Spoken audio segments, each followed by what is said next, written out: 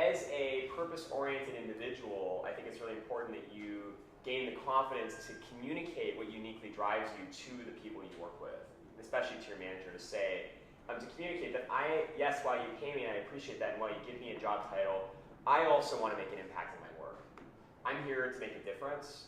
I want to go above and beyond. And here is how you can fuel me.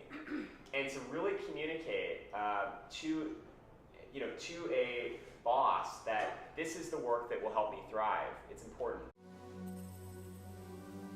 When we think of growth, when I describe growth, there are three zones of growth. There's your comfort zone, there's your learning zone, and there's your panic zone. Your comfort zone is, at least the way that I define your comfort zone, it's actually, although it sounds comfortable, it's negative, is where you're stagnating. When you brush your teeth every morning, and then someone asks, if you were to ask someone, like, tell me what you were thinking the last time you brushed your teeth, no one can answer that. Because what we've decided to do when we brush our teeth every day is we've engaged in a rote activity where our mind shuts off. There's nothing new to learn here. And unfortunately, in work, for many of us, we are massively in our comfort zone every day. We engage in the same day-to-day tasks. And email for us is oftentimes a comfort zone activity, which is unfortunate because I spend a lot of time in email.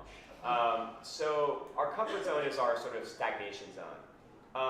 One sec, I'll jump to that. Our next zone is our learning zone, and that is our growing zone. That's where we are taking in new things, we're pushing ourselves, we're sort of growing. Beyond that is our panic zone, and that's actually where we're so out of our comfort zone that we shut down. So I had a colleague once who used to do work in Afghanistan, and when she mentioned like dodging bullets, that was totally a panic zone. She was in survival mode, essentially. And so our goal as professionals is to find a way to get out of our comfort zone without getting too much into our panic zone. And oftentimes what I find is we push people too far in either direction. We either give them rote tasks or we give them so much work that they don't have the capabilities of actually meeting it. And the advertising agency where we do a lot of work is very much in that zone. 6 months into Google, when I was unfulfilled, I was treating Google as though they were in the driver's seat. And my realization, the day that I finally woke up, is I realized no one is in the driver's seat. I put myself in the back seat. And so I had to get out of the car, get into the driver's seat, and realize Google's here to help me navigate, but I'm the one driving.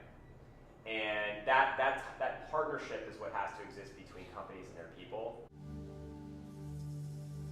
It's not about what you do, it's about who you are, and it's about the impact you want to have.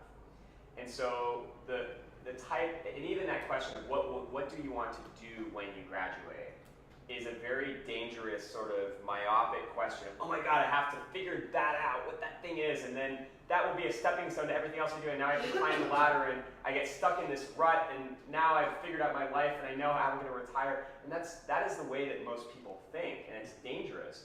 Instead to say, okay, where are you at your best? That's question one. Next, what kind of impact do you want to have in what you do? Cool. And that can change. What you do, how you realize that impact can change. First and foremost, I think managers oftentimes believe that everyone in their team is motivated by the same things as them. And so the very first thing is to realize that if we think of money, status, and purpose-oriented people, you probably have all three in a given team, in a given workforce. So it's first to acknowledge that even though you're purpose-oriented likely, maybe not everyone else is. There might be people that have a more negative relationship to work. And the idea of having purpose, if even hearing that, is almost patronizing. It's like, why are you distracting me with this? Let me get back to work so I can get out of here, right? You're going to have all of the above. So it's recognizing first that we each have a distinct orientation to work. Furthermore, we each are intrinsically motivated in the act of working by different things.